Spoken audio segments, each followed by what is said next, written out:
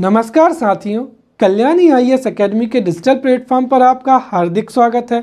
इस लेक्चर में हम इकाइयां और माप तथा इनके दैनिक जीवन के उदाहरण को बहुत ही अच्छे से पढ़ेंगे एवं समझेंगे। तो शुरू करते हैं। भारत ट्रिपल के आधार पर दुनिया की तीसरी बड़ी अर्थव्यवस्था है। वहीं 180 देशों में भ्रष्टाचार के मामले में भारत का स्थान 124वां है।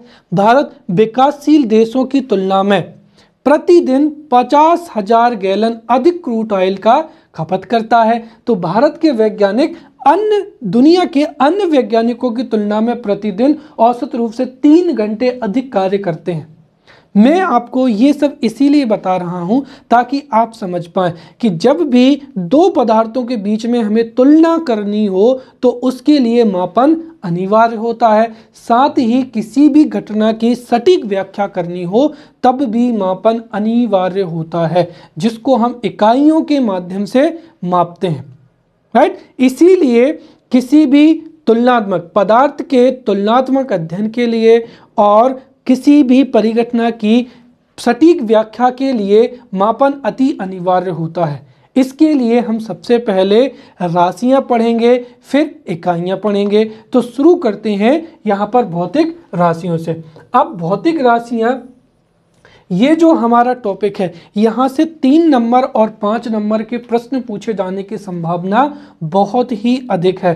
3 नंबर में पूछा जा सकता है कि भौतिक राशियाँ किसे कहते हैं, अदिश राशियाँ क्या होती हैं, सदिश राशियाँ क्या होती हैं, राइट, मूल राशियाँ क्या होती हैं, व्युत्पन्न राशियाँ क्या होती हैं। या फिर 5 नंबर में CGS पद्धति के बारे में पूछा जा सकता है। या फिर 11 नंबर में जो है SI पद्धति क्या है, इसका विकास कैसे हुआ है, इसकी विशेषताओं को बताइए। तो इस तरीके से कई प्रकार के जो हैं वो प्रश्न पूछे जा सकते हैं। तो शुरुआत में हम एक एक करके यहाँ पर समझते चलेंगे। तो सबसे पहले समझते हैं भौतिक राशियाँ या फिर फिजिकल क्वांटिटीज किन्हें कहा जाता है। देखिए, किसी द्रव्य या मैटर की सही स्थिति या उचित मात्रात्मक स्थिति या किसी बड़ी घटना की सटीक व्याख्या के लिए जिन पदों का इस्तेमाल किया जाता है उन पदों को ही क्या कहा जाता है, भौतिक राशियां कहा जाता है। तो किसी द्रव्य या मैटर की सटीक व्याख्या के लिए, सही स्थिति बताने के लिए और उचित मात्रात्मक स्थिति बताने के लिए जिन राशियों का प्रयोग करते हैं उन्हें भौतिक राशियां कहा जाता है। जो भौतिक राशियां हैं ये 2 प्रकार की होती हैं। एक हो जाएंगी अदिश राशियां, दूसरी हो जाएंगी सदिश राशियां। अदिश राशियां ऐसी भौतिक राशियां होती हैं जिनको व्यक्त करने के लिए केवल परिमाण की आवश्यकता होती है तथा दिशा की आवश्यकता नहीं होती है। उन भौतिक राशियों को अदिश भौतिक राशियां कहा जाता है या स्केलर क्वांटिटीज कहा जाता है। जो अदिश राशियां हैं इनको व्यक्त करने के लिए केवल परिमाण की आवश्यकता होती है, दिशा की आवश्यकता नहीं होती है। साथ ही ये जो अदिश राशियां होती हैं इनको सामान्य बीजगणित के नियमों के द्वारा जोड़ा या घटाया जाता है। साथ ही ये बीजगणितीय योग का जो त्रिभुज नियम है उसका पालन नहीं करती हैं, जबकि सदिश राशियां जो है जोड़ के त्रिभुज नियम का पालन करती हैं। तो ये इनकी क्या हो जाएंगी, विशेषताएं हो जाएंगी। अब अदिश राशियां कौन कौन सी हैं? द्रव्यमान। अगर आपको किसी भी पदार्थ का द्रव्यमान बताना हो तो आप सीधा जो है उसका द्रव्यमान बता सकते हैं 5 किलोग्राम। इसको व्यक्त करने के लिए किसी भी राशि की, किसी भी दिशा की आवश्यकता नहीं होती है और हम इनको सामान्य बीजगणितीय नियमों से भी जोड़ सकते हैं। तो उदाहरण में द्रव्यमान हो जाएगा दूरी, लंबाई, फिर चाल हो जाएगा आयतन, कार्य हो जाएगा क्षेत्रफल, शक्ति, ऊर्जा, फिर घनत्व, दाब, तापमान, विद्युत धारा आदि। अब आप सोच रहे होंगे कि विद्युत धारा में जो प्रत्यावर्ती धारा होती है, प्रत्यावर्ती धारा का तो समय के साथ दिशा में परिवर्तन होता है, फिर वह अदिश राशि क्यों है? दरअसल विद्युत धारा में जो प्रत्यावर्ती धारा है वह समय के साथ में उसके परिमाण में परिवर्तन अवश्य होता है, परंतु विद्युत धारा जो बीजगणितीय योग के जो त्रिभुज नियम है इसका पालन नहीं करती है, इसीलिए विद्युत धारा भी कैसी है, एक अदिश राशि है। फिर हम यहाँ पर बात करेंगे यहाँ पर सदिश राशियाँ। सदिश राशियाँ ऐसी भौतिक राशियाँ होती हैं जिनको व्यक्त करने के लिए परिमाण, मैग्नीट्यूड के साथ साथ दिशा की भी आवश्यकता होती है, उनको सदिश राशियाँ कहा जाता है। जब भी गणितीय क्रियाएं की जाती हैं तो गणितीय क्रियाओं में सदिश राशियों के परिमाण के साथ साथ दिशा को भी ध्यान में रखा जाना जरूरी होता है, अदरवाइज जो गणितीय क्रियाएं हैं वो असफल भी या उनमें कई जो हैं कमियां भी हो सकती हैं। साथ ही ये जो सदिश राशियां हैं ये जोड़ के जो त्रिभुज नियम है, बीजगणितीय जोड़ के त्रिभुज नियम का ये पालन करती हैं। उदाहरण के तौर पर यहाँ पर विस्थापन हो जाएगा, वेग हो जाएगा, त्वरण हो जाएगा, बल हो जाएगा, संवेग, भार, विद्युत क्षेत्र और क्या हो जाएगा, चुंबकीय क्षेत्र। ध्यान रखें विद्युत जो है, विद्युत धारा सदिश राशि है, परंतु जो विद्युत क्षेत्र है और चुंबकीय क्षेत्र है ये कैसी हैं, सदिश राशियां हैं। वहीं विद्युत धारा अदिश राशि है। साथ ही ये जो जितनी भी राशियां हैं इनको व्यक्त करने के लिए हमें दिशा की भी आवश्यकता होती है, चाहे वो विस्थापन हो, चाहे वो त्वरण हो, किस दिशा में हो रहा है और किस तरीके से या उसकी मात्रा कितनी है, तो इनके लिए जो है परिमाण तथा दिशा दोनों की क्या होती है, आवश्यकता होती है। उदाहरण के तौर पर जैसे वेग, अगर किसी वस्तु या यदि कोई वस्तु जो है गतिमान है और यदि हमें उसका वेग बताना हो तो बताना पड़ेगा कि जैसे 7 मीटर प्रति सेकेंड के वेग से पूर्व की ओर गतिमान है, या किसी वस्तु का 77 मीटर का जो है विस्थापन हुआ है, विस्थापन पूर्व की दिशा में हुआ है, पश्चिम की दिशा में हुआ है, उत्तर की दिशा में हुआ है, राइट। साथ ही जो बल है वो कितना है, 71 न्यूटन जो है पूर्व दिशा में लग रहा है, ऊपर की ओर लग रहा है या नीचे की ओर लग रहा है, राइट। और अगली जो क्लासेस हैं उसमें मैं आपको बिल्कुल बताऊंगा कि जो विस्थापन है वो धनात्मक भी हो सकती है, शून्य भी हो सकती है और जो है ऋणात्मक भी हो सकता है। वैसे ही संवेग है तो संवेग भी किस दिशा में लग रहा है, बाईं तरफ लग रहा है या दाईं तरफ लग रहा है। तो ये थी सदिश राशियाँ जिनको व्यक्त करने के लिए परिमाण, मैग्नीट्यूड के साथ साथ दिशा की भी आवश्यकता होती है। फिर जो भौतिक राशियाँ हैं इनको हम दो प्रकार से और जो है हम इनको विभाजित कर सकते हैं। जो भौतिक राशियाँ हैं उनको हम मूल राशियों में और व्युत्पन्न राशियों में भी जो है विभाजित कर सकते हैं। यहाँ पर मूल राशियों से क्या तात्पर्य हुआ, ऐसी भौतिक राशियाँ जो अन्य राशियों से क्या है, स्वतंत्र होती हैं, उन्हें मूल राशियाँ या फंडामेंटल क्वांटिटीज कहा जाता है, राइट। जैसे दूरी हो जाएगा, समय हो जाएगा, द्रव्यमान हो जाएगा, तापमान हो जाएगा, ये सभी क्या है, मूल राशियां हैं और इनके मात्रक ही क्या कहलाते हैं, मूल मात्रक कहलाते हैं। वहीं दूसरी हो जाएंगी व्युत्पन्न राशियां।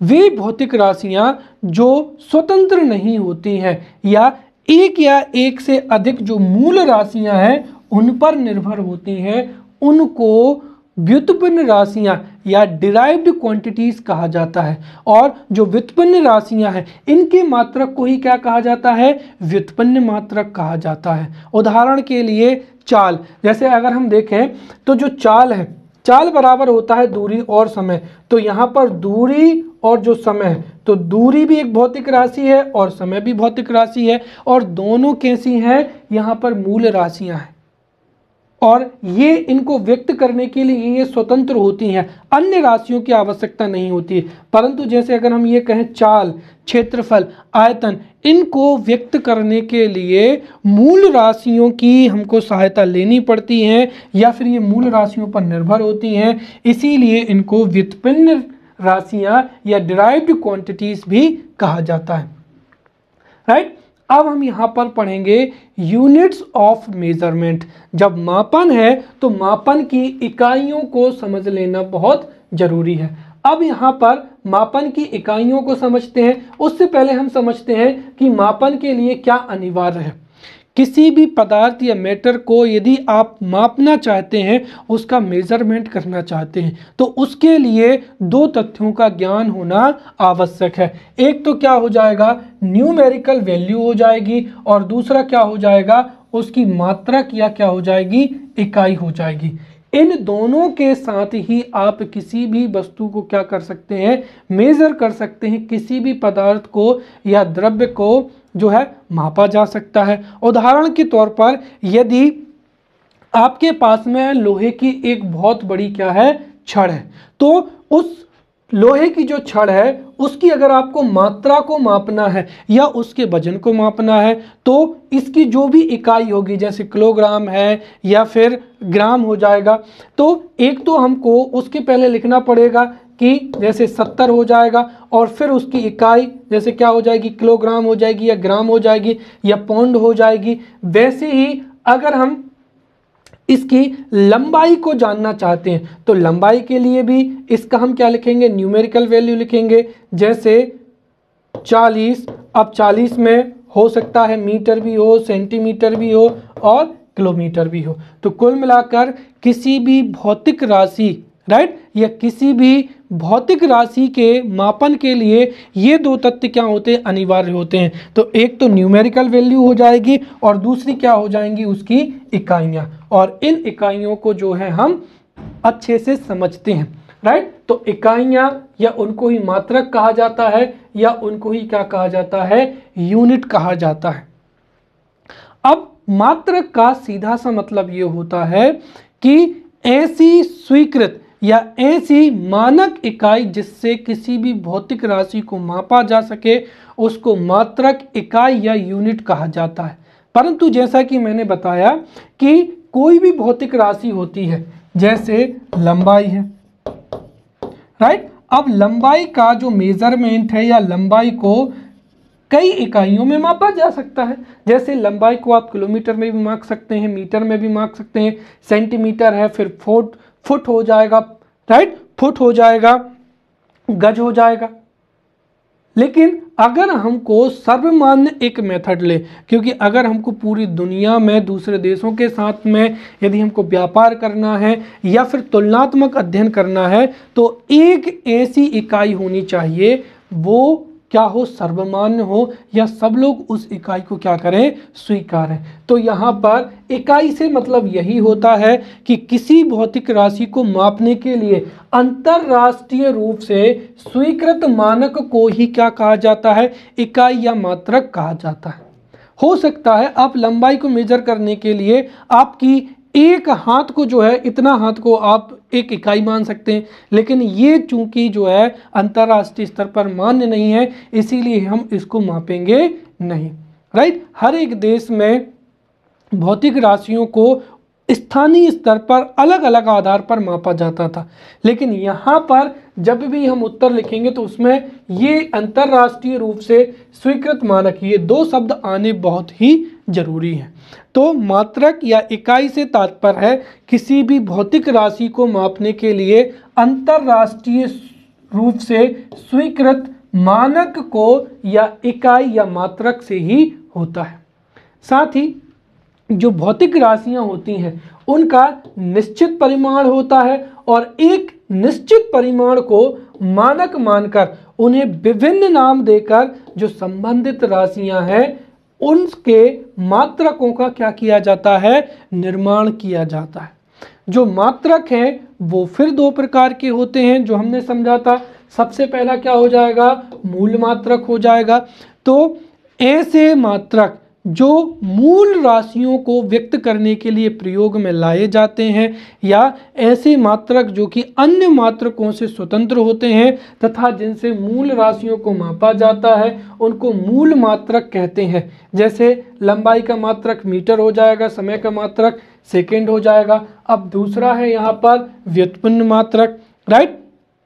ऐसे मात्रक जिससे व्युत्पन्न राशियों को मापा जाता है, तथा ऐसे मात्रक जो मूल मात्रकों से प्राप्त होते हैं या उनसे निगमित किए जाते हैं, उन्हें क्या कहा जाता है, व्युत्पन्न मात्रक कहा जाता है, राइट। जैसे अगर हम देखें तो लंबाई का मात्रक जो है मीटर हो जाएगा और समय का मात्रक सेकंड हो जाएगा। इन दोनों के आधार पर ही जो है हम चाल का या त्वरण का, राइट, या क्षेत्रफल का मूल जो मात्रक है उनकी सहायता से व्युत्पन्न मात्रक को ड्राइव कर सकते हैं। जैसे चाल का व्युत्पन्न मात्रक क्या हो जाएगा, मीटर प्रति सेकेंड हो जाएगा।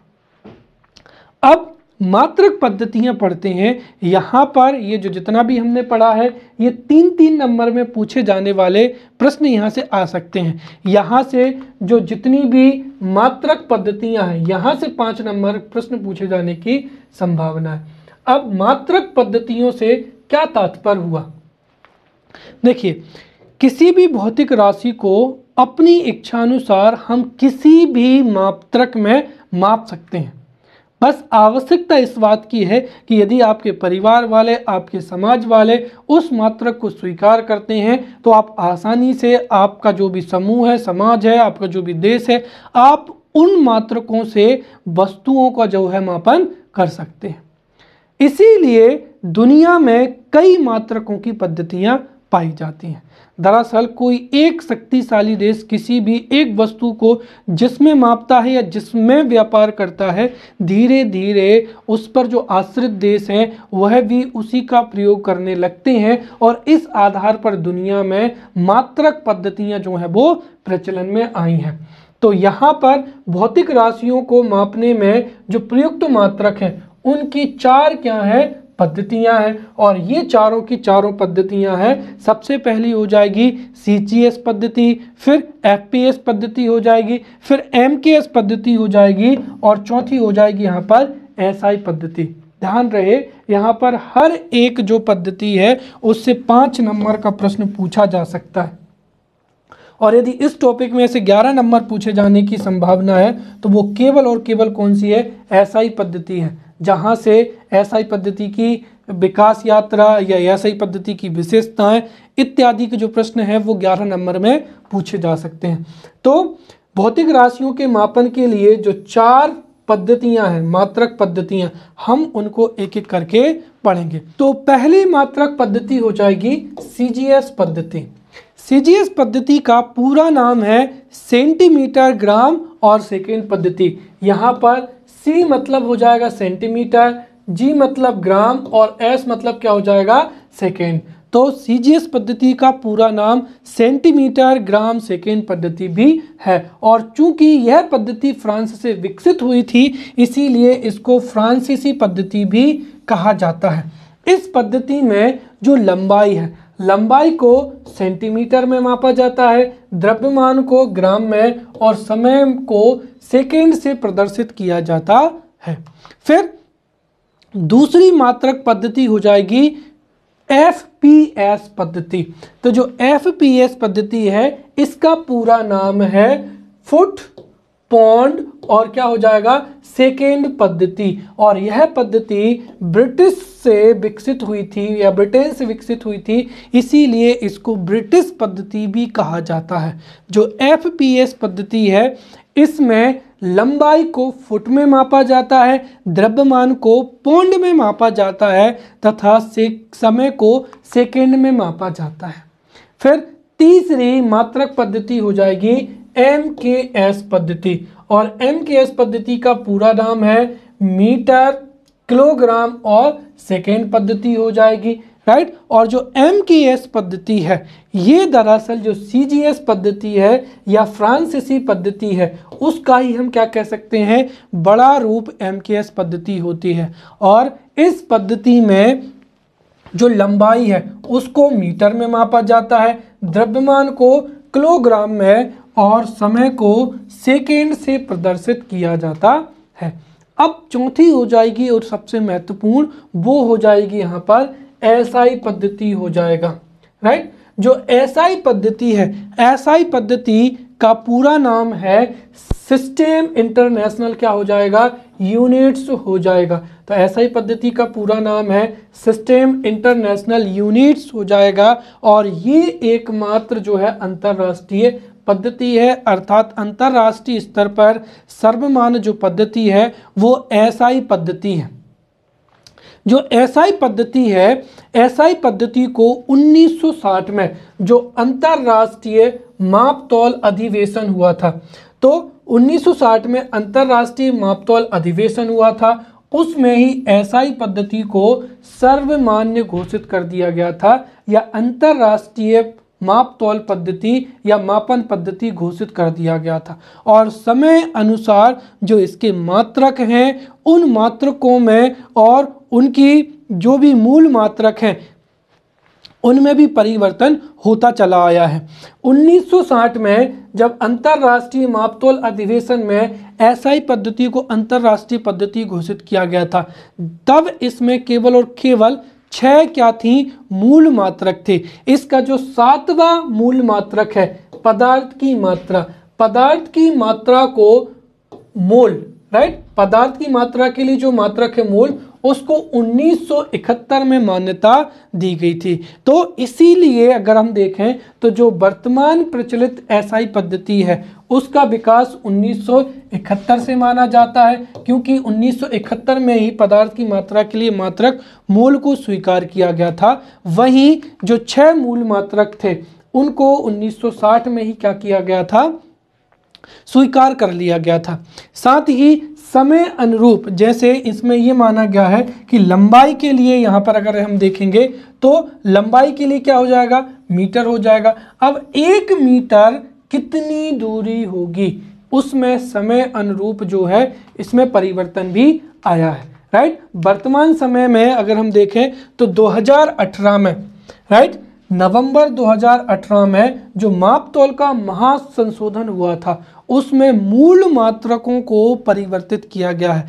अर्थात जैसे अगर हम देखें तो पहले ये होता था कि ब्रिटेन के म्यूजियम में एक रॉड थी, उसकी लंबाई को 1 मीटर माना गया था, लेकिन वर्तमान समय में इस पद्धति को परिवर्तित कर दिया गया है। हालांकि उसकी परीक्षा में पूछे जाने की संभावना बहुत कम है। तो ये जानकारी आप अवश्य रूप से याद रखें कि नवंबर 2018 में मापतौल का जो महासम्मेलन है उसमें ये जो जितने भी मात्रक हैं ये संशोधित किए गए थे। और इस पद्धति की यह विशेषता है कि ये वैज्ञानिक है, तकनीकी है, औद्योगिक और व्यापारिक कार्यों में, राइट, वैज्ञानिक, तकनीकी, औद्योगिक एवं व्यापारिक कार्यों में अंतरराष्ट्रीय स्तर पर उपयोग हेतु जो है अनुमोदित की गई है, और सभी देश इसका क्या करेंगे, अनुमोदन करेंगे और इसका प्रयोग करेंगे।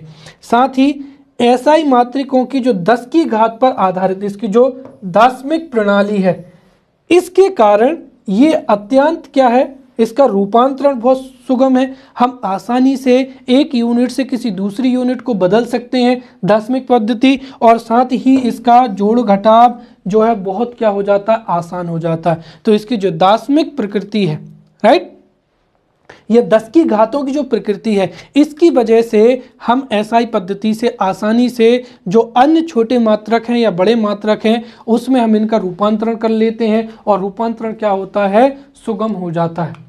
साथ ही ये जो एसआई पद्धति है इसमें मूल मात्रकों की संख्या कितनी है, 7 है, राइट। तो इसमें मूल मात्रकों की संख्या 7 है।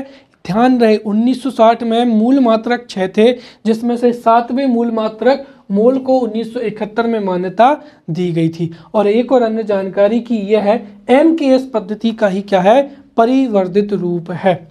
अब हम यहाँ पर एसआई पद्धति की विशेषताओं को पढ़ेंगे। हो सकता है ये भी 5 नंबर में पूछ लिया जाए कि एसआई पद्धति की जो प्रमुख विशेषताएं हैं उनको समझाइए। सबसे पहली विशेषता तो यही है कि एसआई पद्धति अंतरराष्ट्रीय स्तर पर मान्य पद्धति है, और यह एसआई जो एमकेएस पद्धति है उसका ही क्या है, परिवर्धित रूप है। तो ये अंतरराष्ट्रीय स्तर पर मान्य पद्धति है।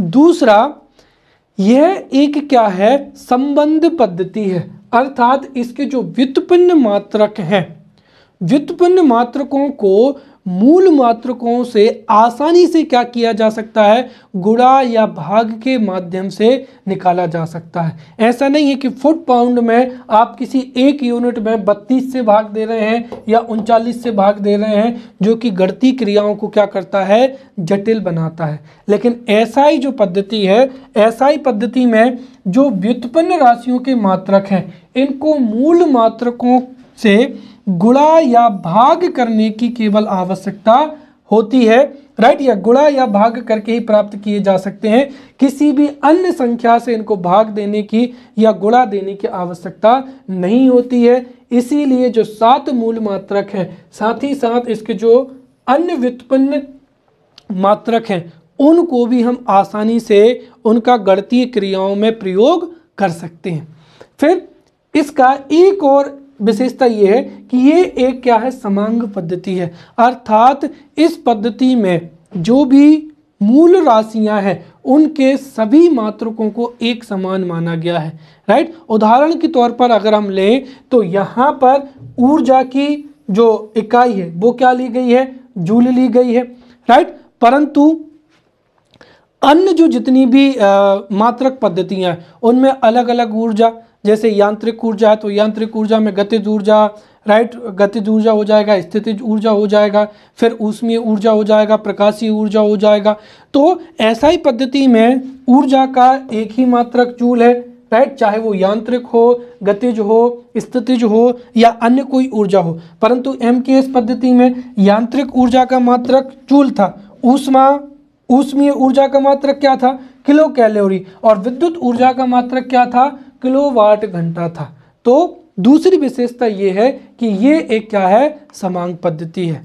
तीसरा, ये एक दार्शनिक पद्धति पर क्या है, आधारित है, अर्थात एसआई पद्धति के जितने भी मात्रक हैं, राइट, उनके छोटे या बड़े जो जितने भी गुणक हैं वो 10 की घात पर आधारित होते हैं। इसीलिए गणितीय क्रियाओं में इस पद्धति से आसानी से जो गणितीय जोड़ घटाव हैं वो आसानी से संपन्न किए जा सकते हैं। जैसे 1 किलोमीटर बराबर क्या हो जाएगा, 1000 मीटर, राइट, या 1 मीटर बराबर क्या हो जाएगा, 1000 मिलीमीटर। तो इस तरीके से जो दूरी के छोटे या बड़े गुणक हैं उनको हम आसानी से 10 की घातों में परिवर्तित कर सकते हैं। फिर हमने देखा था कि एसआई पद्धति में जो मूल मात्रक हैं उनकी संख्या कितनी है, 7 है। तो एसआई पद्धति के 7 मूल मात्रक हैं और यहाँ से 3 नंबर में प्रश्न पूछा जा सकता है। वो पूछ सकते हैं कि समय की एसआई मात्रक लिखिए, राइट, उसका प्रतीक लिखिए या उसकी विमा लिखिए। तो हम इनको यहाँ पर समझेंगे। तो जो भौतिक राशि है, भौतिक राशि में क्या हो जाएगा, लंबाई की जो एसआई मात्रक है वो मीटर है, इसका प्रतीक क्या है यहाँ पर, छोटा एम, राइट, और इसकी विमा क्या है, एल है। दरअसल किसी भी राशि को व्यक्त करने के लिए, राइट, जब हम किसी भी राशि को व्यक्त करते हैं तो उसका जो मूल राशियां होती हैं, मूल राशियों पर हम जो है घातें चढ़ाकर ही उसकी विमाओं के बारे में बताते हैं, जिसको मैं आगे बताऊंगा। तो इसकी विमा का जो प्रतीक होगा वो क्या होगा, एल होगा, राइट। तो लंबाई जो है भौतिक राशि, इसका एसआई मात्रक हो जाएगा मीटर, प्रतीक हो जाएगा छोटा एम, विमा हो जाएगी एल। दूसरी भौतिक राशि द्रव्यमान, जिसका एसआई मात्रक किलोग्राम, जिसका संकेत हो जाएगा केजी और विमा हो जाएगी एम। फिर समय का सेकेंड, इसका प्रतीक हो जाएगा छोटा एस और यहाँ पर इसका विमा हो जाएगी टी। फिर क्या हो जाएगी, विद्युत धारा, इसकी एसआई मात्रक हो जाएगा एम्पियर, राइट, प्रतीक है इसका ए और विमा भी होगी इसकी ए। फिर ताप की जो एसआई इकाई है, राइट, वो केल्विन हो जाएगी और इसका जो मात्रक है के। अब आप यहाँ पर देखें, जो यहाँ पर छोटा एम लिया है और यहाँ पर के लिया है, बड़ा के, इसमें क्या अंतर है। दरअसल जो भी मात्रक वैज्ञानिकों के नाम पर है, जैसे केल्विन के नाम पे या एम्पियर के नाम पे, तो उनको कैपिटल लेटर में लेते हैं और बाकी सभी मात्रकों को स्मॉल लेटर में लिया जाता है। तो जो मीटर है, केजी है, सेकेंड है, इसमें स्मॉल में लेते हैं, ताप के लिए केल्विन को बड़ा लेते हैं या कैपिटल लेते हैं। फिर ज्योति तीव्रता, इसका ऐसा ही मात्रक कैंडिला हो जाएगा जिसको CD से दर्शाते हैं और इसकी विमा भी CD हो जाएगी। वहीं पदार्थ की मात्रा जो कि सबसे आखिरी में इसको मान्यता दी गई थी, इसका मात्रक हो जाएगा मोल और इसका संकेत भी मोल ही होता है MOL, राइट, और विमा MOL ही होती है। इसके अतिरिक्त भी SI पद्धति के दो पूरक मात्रक हैं, एक क्या हो जाएगा यहाँ पर रेडियन और दूसरा क्या हो जाएगा स्टेरेडियन हो जाएगा, ठोस कोण।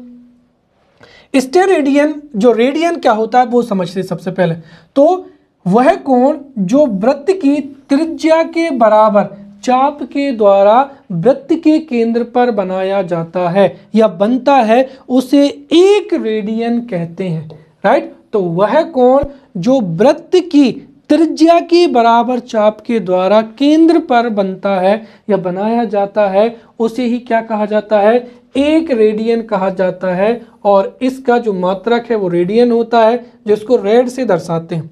वहीं ठोस कोण के लिए मात्रक होता है स्टेरेडियन होता है, जो घन कोण का वह मान जो गोले के पृष्ठ के उस भाग के द्वारा जिसका क्षेत्रफल, ध्यान रखें यहाँ पर क्या है, जिसका क्षेत्रफल गोले की त्रिज्या के वर्ग के बराबर होता है।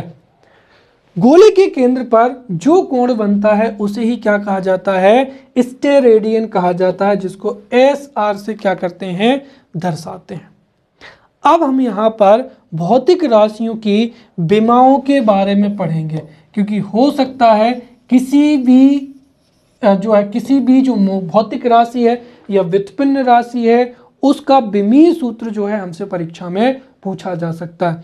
तो हम समझते हैं कि भौतिक राशियों की विमाएं क्या होती। देखिए, किसी भी भौतिक राशि की प्रकृति की व्याख्या जो है वो हम उसकी विमाओं से ही कर सकते हैं, अर्थात उस भौतिक राशि में मूल मात्रक कौन कौन से सम्मिलित हैं। तो किसी भी भौतिक राशि की प्रकृति की व्याख्या करने के लिए जो है विमाओं का प्रयोग किया जाता है।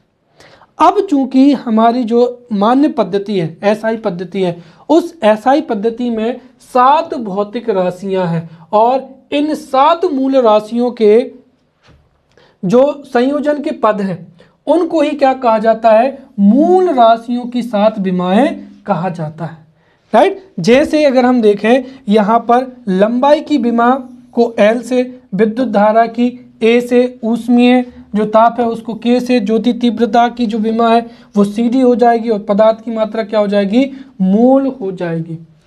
या फिर हम कह सकते हैं कि भौतिक राशि की विमाएं उन घातों या घातांकों को भी कहते हैं जो उस राशि को व्यक्त करने के लिए मूल राशियों पर चढ़ाना पड़ता है, राइट। जैसे लंबाई को व्यक्त करने के लिए हमने यहाँ पर L को 1 लिखा तो इसका मतलब क्या हो जाएगा, मीटर हो जाएगा।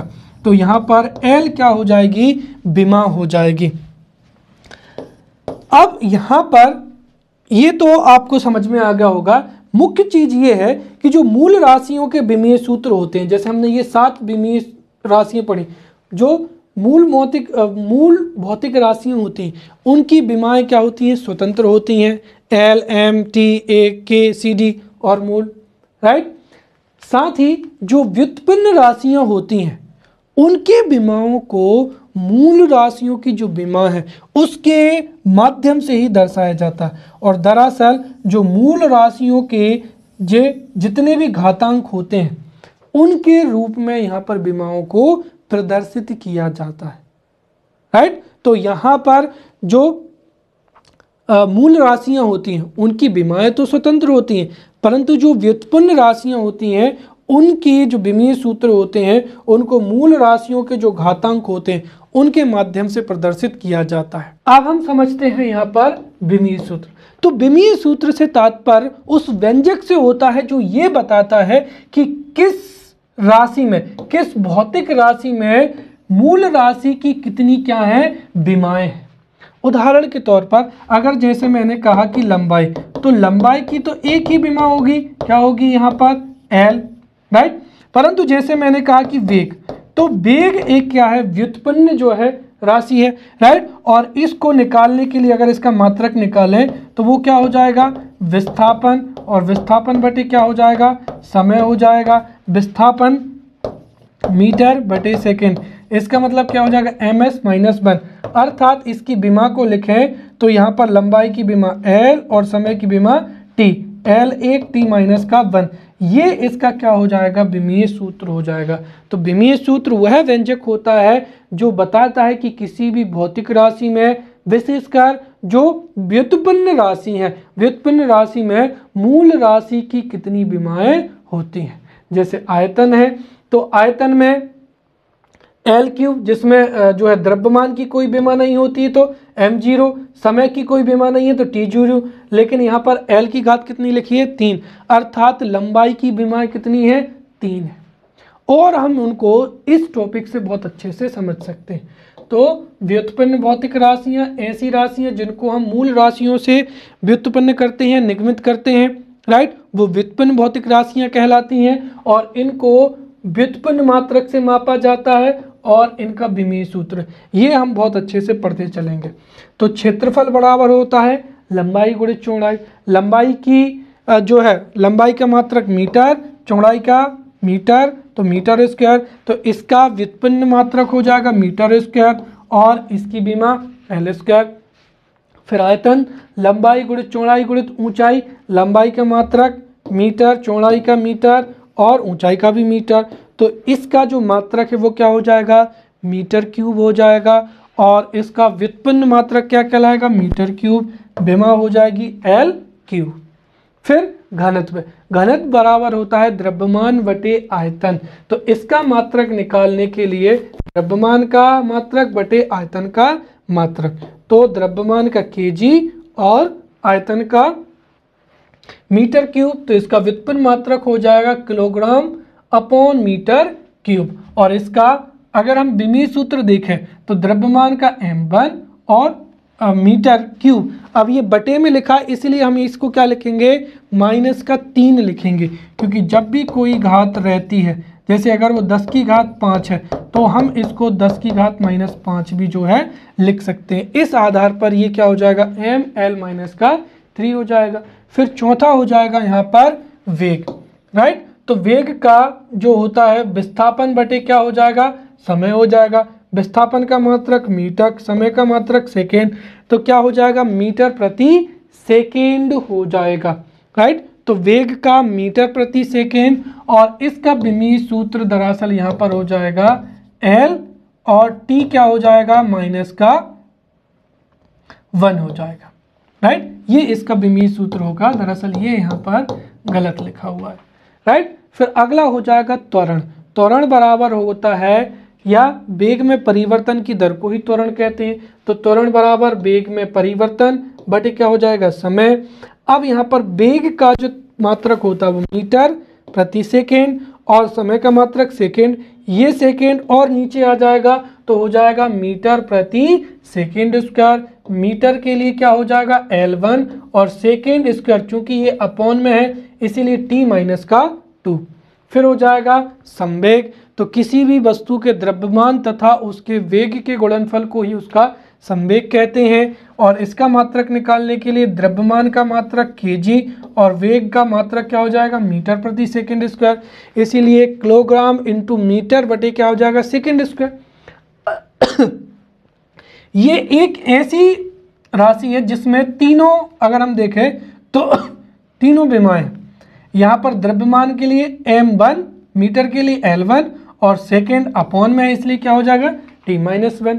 फिर बल होता है जो हो जाएगा द्रव्यमान गुणित क्या हो जाएगा त्वरण हो जाएगा, तो बल बराबर जो न्यूटन की गति का द्वितीय नियम F इक्वल्स टू m है, तो बल बराबर हो जाएगा द्रव्यमान गुणित त्वरण, तो द्रव्यमान का क्या हो जाएगा किलोग्राम और त्वरण का क्या हो जाएगा मीटर बटे सेकेंड स्क्वायर हो जाएगा। तो इसका व्युत्पन्न मात्रक होता है किलोग्राम इंटू मीटर अपॉन में सेकेंड स्क्वायर और इसको ही हम क्या कहते हैं 1 न्यूटन कहते हैं। तो भले ही बल का जो है बल की जो SI इकाई है वो क्या है न्यूटन, लेकिन 1 न्यूटन बराबर होता है kilogram into metre upon second square. तो यहाँ पर किलोग्राम के लिए m, मीटर के लिए L और T माइनस का क्या हो जाएगा 2। कार्य बराबर होता है बल गुणित बल की दिशा में विस्थापन। तो बल का मात्रक हो जाएगा न्यूटन और विस्थापन का मात्रक मीटर हो जाएगा। अब अगर हम देखें तो न्यूटन मीटर को ही क्या कहते हैं, जूल कहते हैं। तो जूल जो है वो ऊर्जा का मात्रक होता है, राइट। अब अगर आप समझें तो हमने देखा था कि न्यूटन बराबर क्या होता है, किलोग्राम, राइट।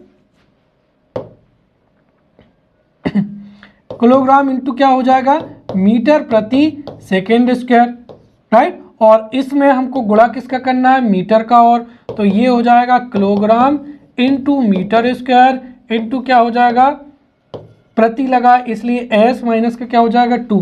तो केजी का m हो जाएगा, केजी का m1, मीटर का l स्क्वायर हो जाएगा, और t s माइनस 2 का क्या हो जाएगा, t माइनस का 2 हो जाएगा। फिर शक्ति का होता है किए गए कार्य में लगा समय, राइट। तो शक्ति बराबर हो जाएगा कार्य का मात्रक जूल और समय का मात्रक क्या हो जाएगा, सेकेंड। और जूल प्रति सेकंड को ही क्या कहा जाता है, वाट कहा जाता है। तो यहाँ पर जूल का मात्रक हमने भी देखा है ml स्क्वायर t माइनस का 2। अब उसमें एक सेकेंड को क्या करना है, और अपॉन में है, इसलिए यहाँ पर t की घात क्या हो जाएगी, -3 हो जाएगी। फिर दाब की व्युत्पत्ति है, या जो है बल बटे क्षेत्रफल को ही क्या कहते हैं, दाब कहते हैं। तो बल का मात्रक न्यूटन और क्षेत्रफल का मात्रक क्या हो जाएगा, मीटर स्क्वायर हो जाएगा। और न्यूटन मीटर स्क्वायर को ही क्या कहते हैं, पास्कल कहते हैं, राइट। तो इसका विमीय सूत्र क्या हो जाएगा, ml माइनस का 1 और t माइनस का 2 हो जाएगा, राइट। अब हम यहाँ पर जो हमारा सिलेबस है उसमें इसके साथ साथ में एक टॉपिक और जुड़ा हुआ है, दैनिक जीवन के मापन के उदाहरण, राइट। तो हमारे दैनिक जीवन में मापन के क्या उदाहरण है, दरअसल वर्तमान समय में तो जो एसआई इकाई है या एसआई पद्धति है उसके माध्यम से हम हर एक वस्तु को, हर एक पदार्थ को जो है उसका मापन कर रहे हैं। परंतु अगर हम कुछ समय पहले देखें तो कुछ समय पहले दैनिक जीवन में मापन की अलग अलग पद्धतियां थीं, या हर एक देश में अलग अलग प्रकार की मात्रकों से मापा जाता था। तो दैनिक जीवन के उदाहरण अगर हम प्राचीन काल से लें या मापन का इतिहास देखें तो वो बात क्या हो जाएगी, एक ही हो जाएगी। तो दैनिक जीवन में जो मापन के उदाहरण हैं उनको हम प्राचीन काल के उदाहरण से समझेंगे या फिर मापन का इतिहास समझेंगे, ताकि अगर प्रश्न दोनों तरीके से पूछा जाए कि भारत में मापन का क्या इतिहास रहा है या हमारे दैनिक जीवन में मापन के क्या उदाहरण हैं, हम इन दोनों को यहाँ पर क्रमबद्ध तरीके से समझते हैं। अगर हम हमारे देश की बात करते हैं तो भारत में मापन या मेजरमेंट बहुत ही प्राचीन समय से होता आ रहा है, और भारत में मापन का या मेजरमेंट का जो वर्णन है वो आयुर्वेद में मिलता है। आयुर्वेद में किसी भी रोगी को औषधि की उचित मात्रा देने की बात कही गई है, अर्थात प्राचीन समय में जो ऋषि मुनि थे या नागरिक थे वो इस बात को जानते थे कि किसी भी औषधि की उचित मात्रा क्या होती है, अर्थात क्वांटिटी क्या होती है और कितनी क्वांटिटी में किसी मेडिसिन को लेना चाहिए। साथ ही भारत में और जो हमारे वैदिक किताबें हैं या जो पुस्तकें हैं, प्राचीन पुस्तकें हैं, उनमें काल, समय और गति के पदों का भी जो है प्रयोग किया गया है, राइट। और साथ ही साथ प्राचीन समय में भी सैद्धांतिक रूप से मापन किया जाता था। तो प्राचीन काल में तो हमें जो हमारे वैदिक ग्रंथ हैं या हमारे जो आयुर्वेद हैं उनमें मापन की पुख्ता जानकारी मिलती है कि प्राचीन काल में भारत में सैद्धांतिक रूप से जो है मापन प्रचलन में था। फिर अगर हम मध्यकाल की बात करते हैं तो मध्यकाल तक आते आते कई जो बादशाह थे, कई राजा थे, उन्होंने अपने स्तर पर भूमि के मापन के लिए या सेना रखने के लिए मापन की पद्धति का प्रयोग किया था, राइट। और मध्यकाल में अगर हम देखें तो मध्यकाल में भारत में कई भौतिक राशियों की जो मात्रक थे वो आकार ले चुके थे या विकसित हो चुके थे। और इसका अगर हम देखें तो मध्यकाल में भारत में लंबाई को अंगुल में अर्थात अंगुलियां, जैसे 4 उंगलियां हैं, 5 उंगलियां हैं, ये 6 उंगलियां हो जाएंगी। अंगुल में या हाथ में जो भी कपड़ा वगैरह मापा जाता था उसको हाथ में मापा जाता था, या बांस से मध्यकाल में, अंगुली, हाथ या बांस से मध्यकाल में दूरी को मापा जाता था, राइट। और इसका वर्णन हमको लिखित में भी मिलता है। कवि चंद्रवरदाई ने जो पृथ्वीराज रासो है उसमें एक पंक्ति लिखी है कि 4 बांस 24 गज, अंगुल अष्ट प्रमाण, ता ऊपर सुल्तान है मत चूके चौहान। दरअसल पृथ्वीराज रासो में जो मोहम्मद गौरी है वो पृथ्वीराज की आंखों को क्या कर देता है, नष्ट कर देता है, इसलिए पृथ्वीराज देख नहीं पाता। और दरअसल उसी समय पर कवि चंद्रवरदाई भी होते, तो ये इस दोहे के माध्यम से जो है सटीक जानकारी देते हैं कि गौरी कहाँ पर बैठा हुआ है।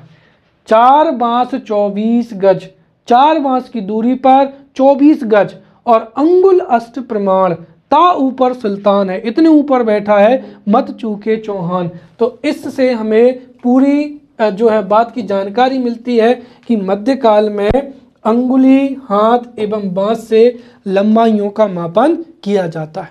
फिर मध्यकाल में अकबर ने भी जो है अकबर ने भी भूमि मापने के लिए कई मापकों का प्रयोग किया था, और हमारे अंग्रेजों से आने से पहले हमारे देश में यही जो स्थानीय मापक थे ये प्रचलित थे।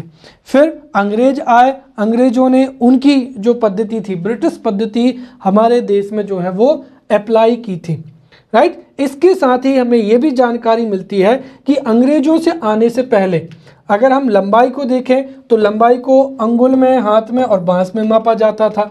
वहीं अंग्रेजों के आने से पहले जो है लंबाई के लिए इनके अतिरिक्त गज है, फुट है, इंच इत्यादि का भी प्रयोग होता था, और द्रव्यमान के लिए मन, सेर, छटाक आदि शब्दों का प्रयोग किया जाता था।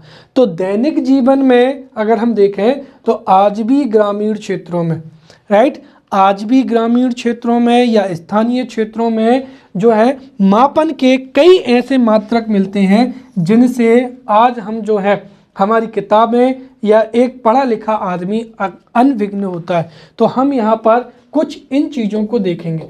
तो दैनिक जीवन में ग्रामीण क्षेत्रों में, स्थानीय क्षेत्रों में लंबाई की जो भारतीय मात्रा है वो इस प्रकार है।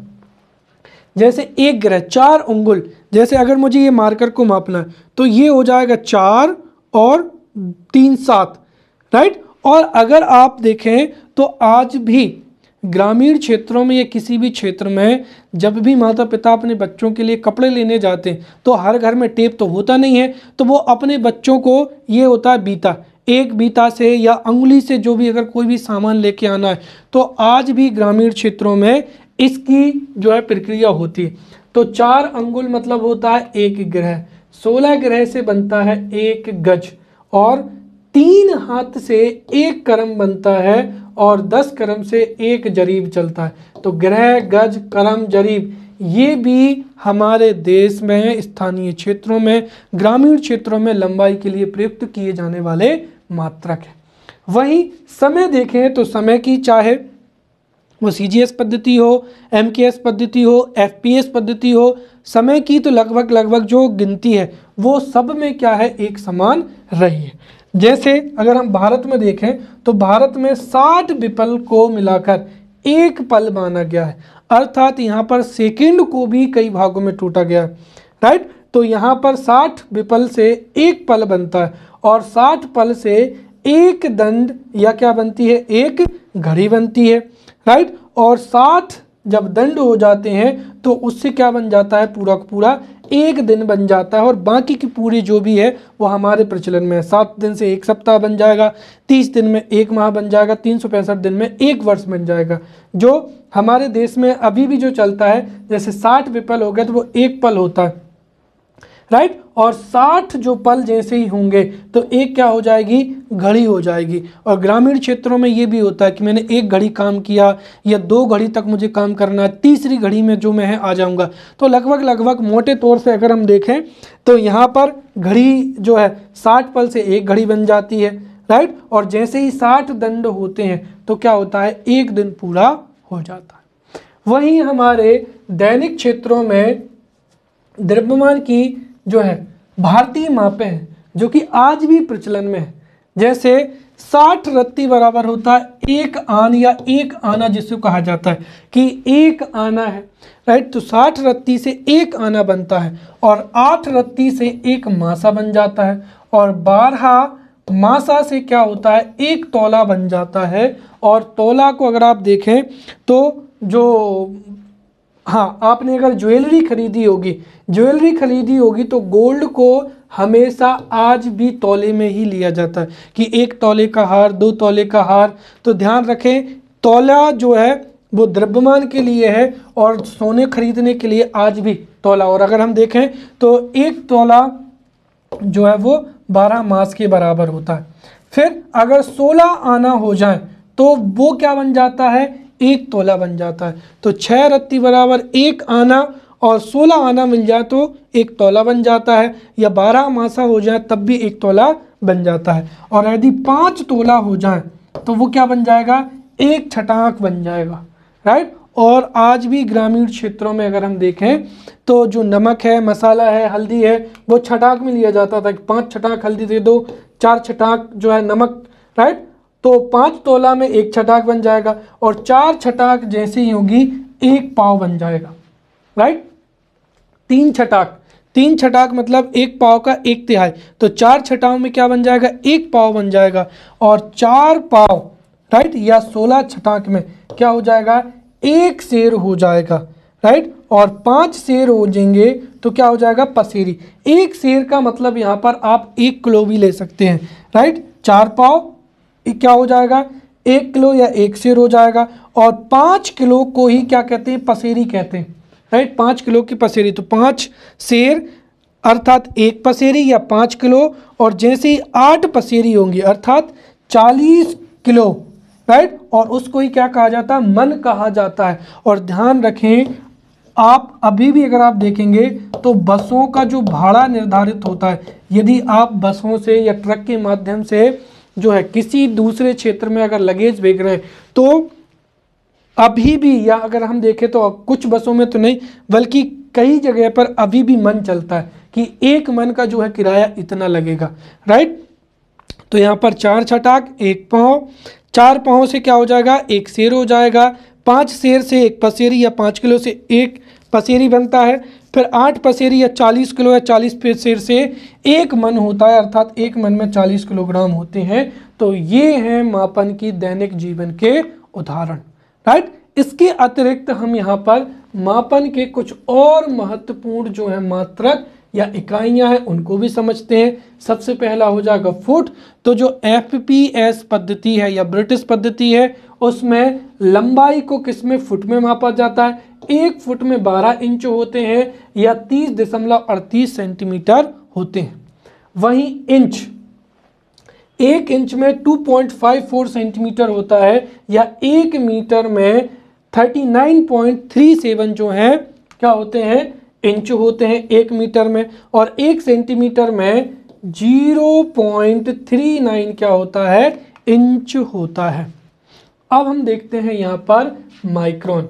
तो जो बहुत कम दूरियां होती हैं या बहुत छोटी दूरियों मापने के लिए माइक्रोन, एंगस्ट्रॉम इत्यादि का प्रयोग किया जाता है। तो यहाँ पर जो माइक्रोन होता है, माइक्रोमीटर दरअसल 10 की घात जो 6 होती है, 10 की घात 6 को ही क्या कहा जाता है, माइक्रोमीटर, या इसे ही क्या कहा जाता है, माइक्रोन कहा जाता है। फिर एंगस्ट्रॉम, दरअसल जो बहुत छोटी दूरी और विशेषकर तरंग दैर्घ्य को एंगस्ट्रॉम में मापा जाता है, जिसका संकेत होता है a के ऊपर 0, ये इसका संकेत होता है। और 1 एंगस्ट्रॉम बराबर होता है 10 की घात -10 क्या हो जाएगा, मीटर हो जाएगा। तो ये बहुत छोटी दूरियां मापने के लिए इकाई हो जाएंगी। अगर बहुत लंबी दूरी या बहुत अधिक दूरी मापनी हो तो उसके लिए सबसे पहली क्या हो जाएगी, खगोलीय इकाई हो जाएगी। तो खगोलीय इकाई क्या होती है कि पृथ्वी के केंद्र से सूर्य के केंद्र के बीच की जो औसत दूरी होती है, राइट, और 149 मिलियन 149 जो मिलियन है, राइट, इस दूरी को ही क्या कहा जाता है, एक खगोलीय इकाई कहा जाता है। तो पृथ्वी के केंद्र से सूर्य के केंद्र की जो औसत दूरी होती है उसको ही खगोलीय इकाई कहते हैं। फिर प्रकाश वर्ष, दरअसल इसमें वर्ष जुड़ा है इसलिए कंफ्यूज ना हो, प्रकाश वर्ष भी दूरी की इकाई है। तो प्रकाश वर्ष दूरी की इकाई है जिससे लंबी दूरियों को, या हम ये कहें कि खगोलीय दूरियों को मापा जाता है। और एक प्रकाश वर्ष बराबर होता है कि प्रकाश द्वारा एक वर्ष में तय की गई दूरी को ही क्या कहा जाता है, एक प्रकाश वर्ष कहा जाता है। और एक प्रकाश वर्ष का मान होता है 9.46 इंटू 10 टू द पावर क्या हो जाएगा, 15 हो जाएगा। और दूरी मापने की जो सबसे बड़ी इकाई है वो क्या हो जाएगी, पारसेक हो जाएगी। तो पारसेक भी खगोलीय दूरी मापने की इकाई है और एक पारसेक बराबर होता है 3 × 10⁻16 मीटर हो जाएगा, या एक पारसेक बराबर होता है 3.26 क्या हो जाएगा, मीटर हो जाएगा। फिर बैरल हो जाएगा। यहाँ पर दरअसल ये इकाइयाँ इसीलिए भी हैं क्योंकि इनका दैनिक जीवन में भी प्रयोग होता है। जैसे बैरल है, तो बैरल एक खाली बेलनाकार क्या होता है, कंटेनर होता है जिसमें जो क्रूड ऑयल होता है उसको मापा जाता है। तो क्रूड ऑयल या जिसको हम क्या कहते हैं, कच्चा तेल जो है मापने में एक बैरल का प्रयोग किया जाता है। और बैरल एक खाली बेलनाकार कंटेनर होता है। सीधी सी बात है, एक जो बैरल होता है उसमें 159 क्या होता है, लीटर आता है। वहीं जो डॉप्सन है, डॉप्सन वायुमंडल में ऊर्ध्वाधर स्तंभ में जो गैस है उसकी मात्रा को मापते हैं। और डॉप्सन का ओजोन की परत की जो मात्रा है उसको मापने में डॉप्सन का प्रयोग किया जाता है।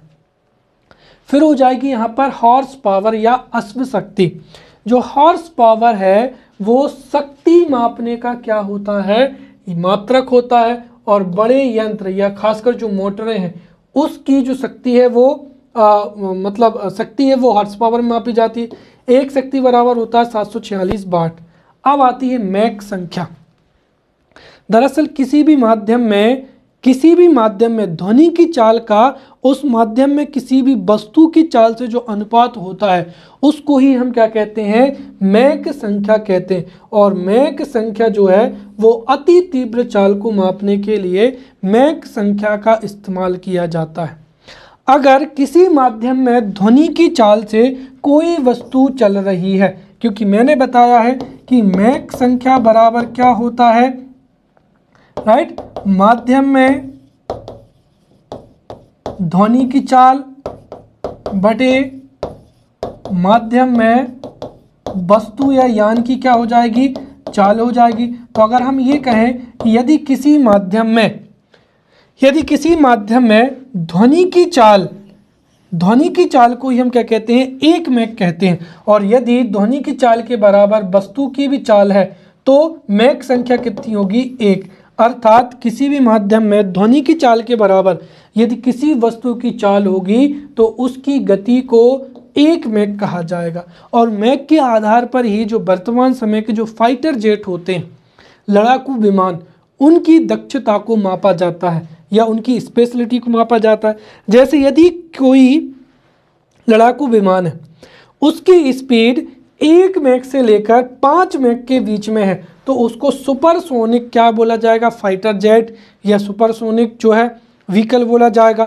और यदि किसी भी वायुयान या लड़ाकू विमान की यदि गति 5 मैक से अधिक है तो उसको क्या बोला जाता है, हाइपरसोनिक चाल कहा जाता है।